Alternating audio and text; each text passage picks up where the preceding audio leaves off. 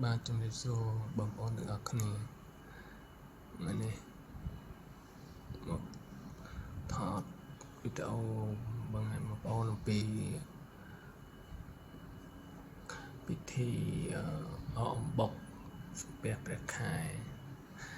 នៅវត្តរបស់ខ្ញុំឃើញថាបងប្អូនប្រជាពលរដ្ឋតាមភូមិគាត់មកចូលរួមច្រើន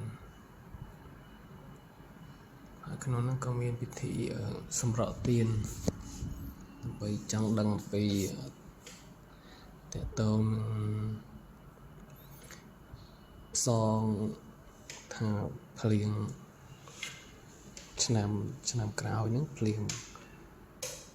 ប្រមាណទឹកភ្លៀងហ្នឹងវាមានប្រមាណតាមឆ្នាំហ្នឹងភ្លៀងតិចឬក៏ភ្លៀងច្រើនពាក់កណ្ដាលឆ្នាំភ្លៀងតិចក៏ភ្លៀងច្រើនហើយនឹងចុងឆ្នាំហ្នឹងភ្លៀងតិចឬក៏ភ្លៀងច្រើនចឹងទៅចឹងឃើញថាពុទ្ធបរិស័ទចំណុះជើងវត្តក៏ចូលរួមច្រើន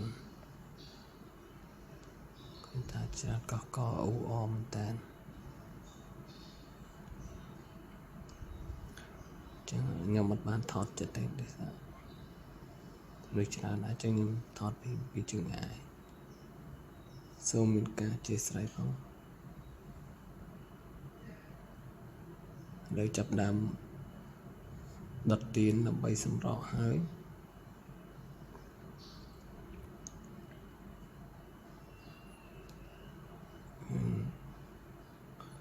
មានបងប្អូនយើងគាត់ឈរថតជុំវិញនឹងច្រើនខ្ញុំបានទៅថតពីជើងឯង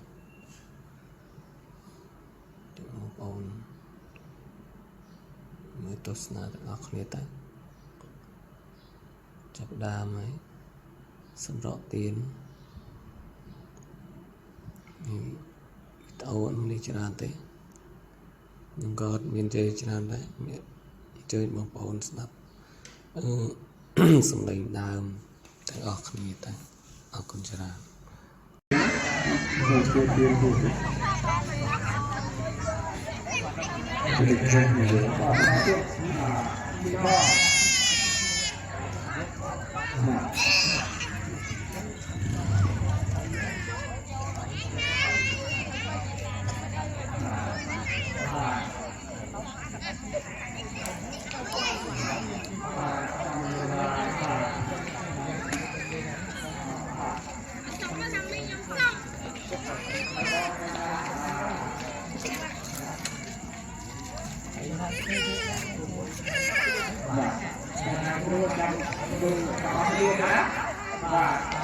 trong học đến bữa ăn ra lúc mà đi học hơn và là một thiên hành yếu và hồi trong sách của nhà cho thế và thiên cả và còn là lâu là các cô chị đây thế trong thiên học lớn và các con của mà rất kèm và rất kèm nó đẹp trên hạt dương của họ rồi và trên cả các con cái game và các con khác và con khác và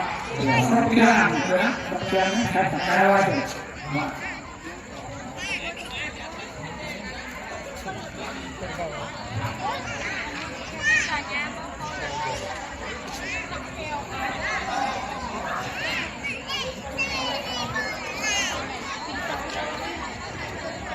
và một vào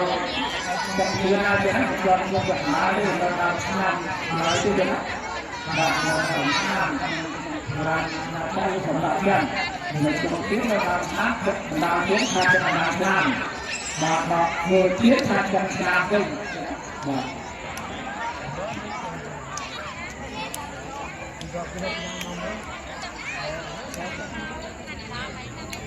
và chân tôi bao xét và đang làm ai vậy đó